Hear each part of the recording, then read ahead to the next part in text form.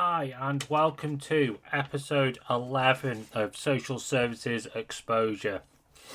This is an episode based on the passing of my mum, the kids' only grandma, and this was actually during the first court hearing. And obviously, this is quite an emotional one, so obviously, I'm going to be going through this with you step by step because obviously, as I do remember this as if it was yesterday. But obviously I do want to go through one quick thing with you before we do go into this full story. Because obviously a couple of things have changed between now and the last episode I have aired. Because obviously, just a quick heads up, obviously they did try and silence myself. Obviously, so a couple of things I can and can't do going forward. Because yes, I can still do all these exposures. I just can't name certain places, but I can name the social workers and things like that. So I just can't put pictures of them. Obviously, you'll get the gist as we're going through it. But you'll see certain slight changes, but I'm still going to be able to do the full exposure because I believe in getting all this evidence to you. So I will run through the full corruption that happened and explain what was correct and what was extremely wrong at the time. So what I'm going to do is read through the log with you, and I can't always show it due to the current restrictions in place, but I will explain it to you, and then we will go through that because obviously the log I do actually have in front of me. Obviously, this event did happen on the 30th of November 2022. So, if you just bear with us while I go through this, as I say, it is an emotional thing for myself and my family, and I am still willing to share this with you. So, the worker out there was Jeanette, the social worker. There was also another person called Tina. I won't give her surnames because obviously she was a family case worker. Just so it's easy there. Obviously there was my wife and me. And obviously the observation at the beginning. My youngest was a bit upset when he arrived. But my wife and me tried to settle him. My wife rubbed his back and I offered him an alternative game on my phone, and this settled him. And we greeted him with hugs and smiles from both of us, and there was observation of the child at the beginning of family time to include preparation greeting, which they always put. He was collected from his school, and the social worker asked him if he was looking forward to seeing both myself and his mum, and he nodded yes, and he then said he did not want to get in the car at first. We got his coat off and then explained that she had a new car seat, because obviously that's the problem. At the time, if anything was new, he struggled to get on with anything new. He preferred everything the same because he had this routine thing with routine. That's why he was unsure, but he did get in the end. And when we arrived at the family centre, he could see myself and my wife in a smaller room, and straight away he was not happy. And because this is where it was, because obviously he was in certain rooms in the family centre, it did set him off. But obviously they never took this into consideration. And when he arrived at the family time today, he had been swimming and he could not wait to tell myself and my wife about it, and that he completed a length. And he's also disappointed the mummy that we had not bought snacks today, just a drink, and we told him that we'd bring a snack on Friday, and he was not happy and told Mummy and Daddy that he was very hungry and wanted some sweets. But this was because we're now under heavy restrictions at this time, that we were being forced to say, oh, you can't do this, you can't do that, to give your kids these healthy stuff, because obviously, but then you're seeing in between times, the social was allowed to give them what they want, when they want, with the foster carers. And it was ridiculous, because obviously, why were we being restricted when the foster carers could give them what they want? It was ridiculous. And you do not, then the eldest said, you do not need to ask for anything to eat, but did not have a sip of the drink that had been provided. There was emotional warmth. It goes into lots of positive interactions with the eldest, and you are happy to chat with myself about the beluga and my wife as well, with lots about that, with lots of rubs, smiles and cuddles. The youngest, you were very upset today, as mentioned earlier, and said you wanted to leave. That was because of the smaller room, which they don't go into full detail about. But when Mummy or Daddy attempt to pick you up, you would smack them on the face out, just because he was upset about where the room he was in. You were not happy with the toys provided and would tip up a box of toys. But then this is just typical child behaviour, and begin throwing toys, particularly at his older brother. You attempted to get out of the room on more than one occasion. It's no surprise, because he was stuck in social care. But there are two big fire doors that lead to the outside play area. You managed to get out into space, and Mummy and Daddy followed you. At one point, stood in the middle of the play area and just shouted, and you looked very unhappy. Mummy and Daddy appeared unsure on how to manage this, but then obviously it was a secure area, so it was fine for him to be out there, so actually didn't seem to understand. And obviously, Jeanette, the social worker, pointed out that you've been through a lot of change and upset recently, and this is probably why you're angry. Yeah, the change is that he's still stuck in social care, been through multiple changes of foster carer, or maybe it's a bit your fault, but you don't seem to take that on board. Mummy picked you up and to give you a hug, and you hit out, and she put you back down. I then came, picked you up, and Johnny kept shouting, "You don't like me anymore," which obviously I understand why he was saying that. It's because he felt trapped at that point.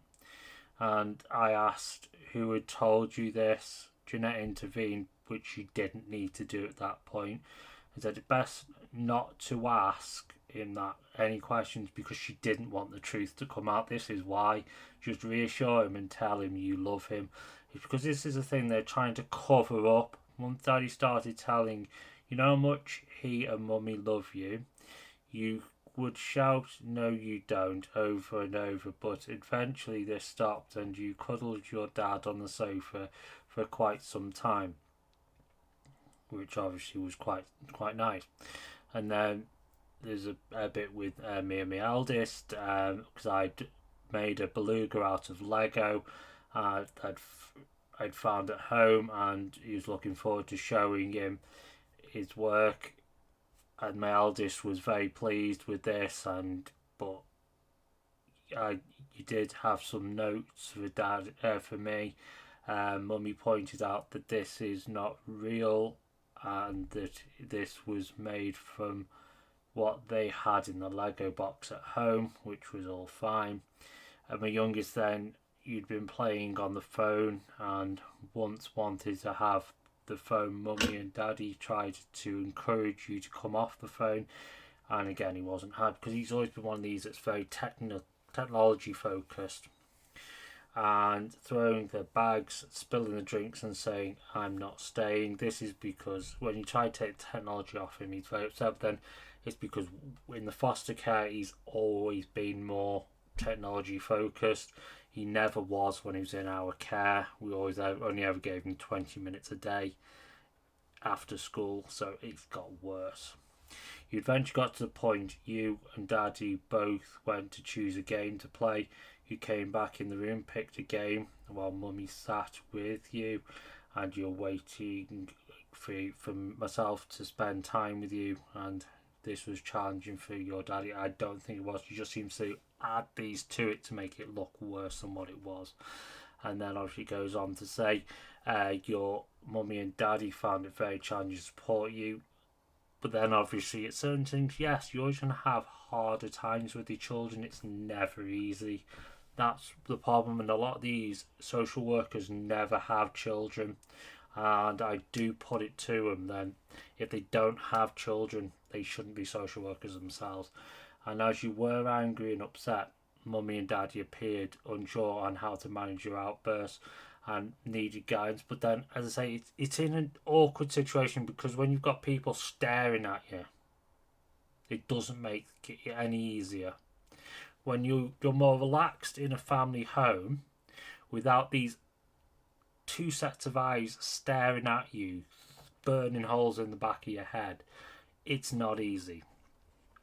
Obviously, I then went on continuously telling him to calm down, and it did not respond. Obviously, this is where this continues on. Obviously, there was observation both your parents struggled this week, which I don't think we did. We did the best we could, because obviously when a child's upset, a child is upset.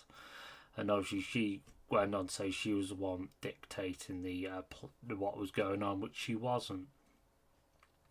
And she was saying she was the one giving direction. I don't think it was as much as she was saying. And there was 15 minutes before the end of time. I asked if I could step outside, take a call, and this was from my brother. This is where there was the thing about my mum.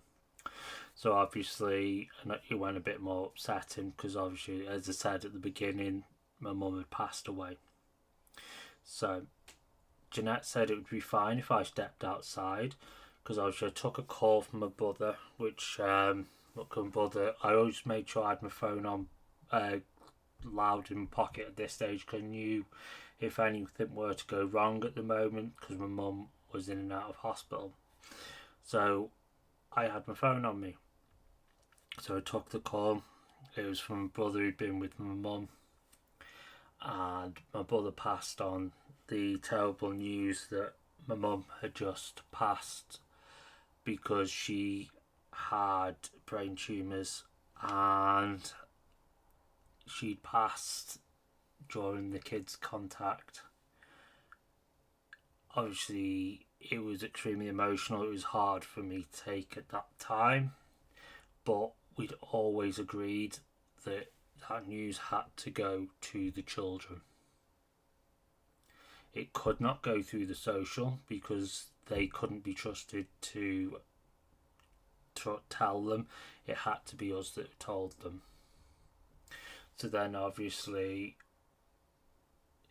this is where it goes into this. I returned and said he needed to speak with my eldest, and explained that his grandma had passed away. And Mummy and Daddy said they would not want to make the youngest aware, as he's too young to tell at that stage, because I did want to have a separate one-on-one session with him, because I thought that would be more beneficial. However, it was my decision to tell him, because obviously as a family unit we've always said that it should be our decision, not the socials. Obviously Jeanette asked me, can we do this more planned way? I was stubborn, because obviously no, because they'd have got to him before then. Because I know how she works, because she was one of the biggest bitches in hell, and she would have gone and told him in between times, because when I get to the next stage you'll understand why. And obviously I said I have to tell you, and it had to come from him, which was me. And Jeanette commented we could arrange to meet tomorrow, and that way we could fully support with this information, which I knew would never happen. That's why I knew it had to go down this way. And obviously I did not agree and proceeded to tell him. Jeanette sat with us both to offer support. Obviously my eldest appeared very confused. He wasn't confused, by the way. He seemed extremely grown up about this all. and was talking about saying goodbye to, and she keeps putting nanny down, but it's grandma. She was completely illiterate and stupid. And that frustrated the living daylights out of me, because how many times was she even met my mum so many times, and it was grandma. I mean, mum had said it's grandma to it, but this annoys me. You kept saying, but she won't be able to hear me, will she? I will let your foster carer and your school teachers aware so they can support you with your emotions. You also asked not to tell my youngest, which you did that because obviously you knew he's too young to understand, which could be very difficult, which they think it was. That's a stupid thing. They thought it too much. They thought too little of my youngest. They thought too much of my youngest. Too much of my eldest. If I get the terminology right. And then obviously there was the youngest became upset again at the end of family time, and he would not put his coat on or say goodbye to both of us, and began throwing toys again around the room. But again, it was quite an emotional time. So obviously that's what all happened. Then obviously we didn't see all this outside, because at this stage we were not allowed to see him outside, so I didn't see all that, so I couldn't comment on that. So the next bit I do want to go through you is, because obviously my eldest actually was very appreciative of what I told him, and he did make this comment on the day, because he said I'm honest. He was honestly appreciative of me telling him, because it was the trust I'd built with him and I've always had with him, because obviously he wanted that to come from me, no one else, because he knew how much he loved my mum, how much we all loved my mum. We were that close a unit, and for it not to come from anyone else, I think that would have destroyed him even more. And I also wanted to speak to my youngest in a one-on-one session, as I mentioned earlier, and that never happened, because we got promised that within a week. It never happened. That turned into a month, and again throughout the month it never happened, because by the end of the month my youngest had already ended up finding out through the eldest. I don't blame my eldest for this, because he shouldn't have been left in that limbo for a whole month. That was Jeanette's fault. That was the problem. It was Jeanette's fault the whole way through, because she did not care. She was a bitch from hell. She did not want these children to ever come out of grieving. She wouldn't have cared if both children ended up in a hole in the ground. That was the problem.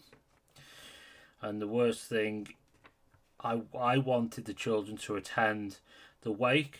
They said no. And I wanted the two children to be able to say goodbye at the graveside. Again, they refused. And this is also because they deemed they also demanded if they took them to the graveside, they would have the right to be next to the child to hear everything they said. So there would be no privacy, and this is extremely disrespectful and disgusting behaviour. And even on a graveyard, the evil and disgusting behaviour of treating people like dogs, and they treated my whole family just like a pack of animals. It just goes to show how disgusting Cheshire West and Chester are. They can't be trusted to look after a dead goldfish, let alone two children. And these two boys are still grieving to this day. And it's the Nazi SS that do not care. So these two kids are broken for life thanks to Jeanette, the social worker, and the current lot have gone since, because they still do not get it. They will never get it. They're too thick up here to get it, because They don't understand emotions. They don't understand grieving. They claim they've got all these degrees. Well, their degrees count for nothing. Absolute diddly squat. So 5 years on, the evil SS have tried to silence me, but it's worked out to be diddly shit. But the boys are traumatised by them. So I'll leave it there for this one, because I am continuing the exposure and they will go down, because I will expose everything, because it will all come out. Thank you and goodbye.